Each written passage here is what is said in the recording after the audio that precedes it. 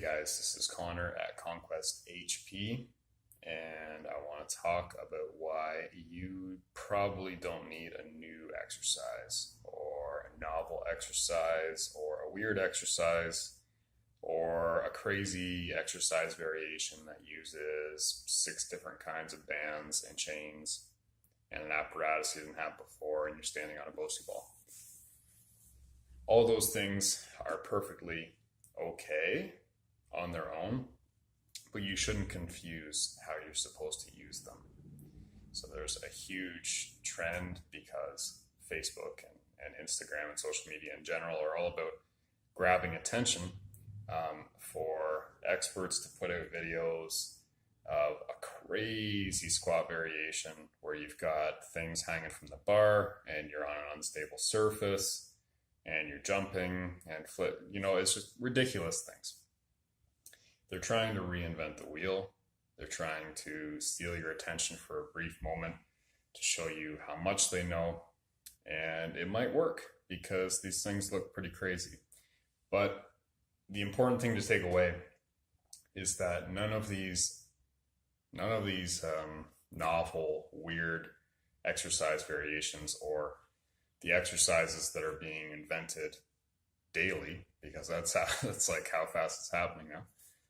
None of them are really better than the tried and true exercises that most qualified strength coaches and therapists and trainers, I say qualified for a very specific reason, that they've been using forever. So, you can come up with a crazy deadlift variation, but it's probably not going to be better for general purposes than the actual deadlift.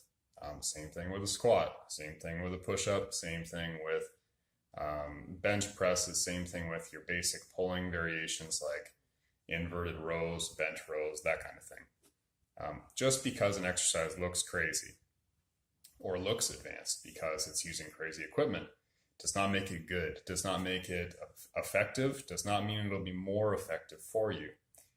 So be careful if you're tempted by these things. If these crazy variations grab your attention, they make you want to try them, go nuts, have fun trying them, because part of your process in the gym needs to be having fun and experimenting. But don't get confused into thinking that they can take the place of the exercises that have always and will always have the highest return on investment, which is most results for least amount of effort applied. So don't get distracted from the basics. If you want to play with crazy variations, heck, if you want to make up some crazy variations, grab some bands, do some wild things, go for it, have some fun. But make sure you're getting in the basics, the basic movement patterns of squat, bench, deadlift, push, pull, lunges, carries, all that basic stuff. Make sure that's always in your program if you want to continue having results long term, and then add in the other stuff as like the spice on top of the meal.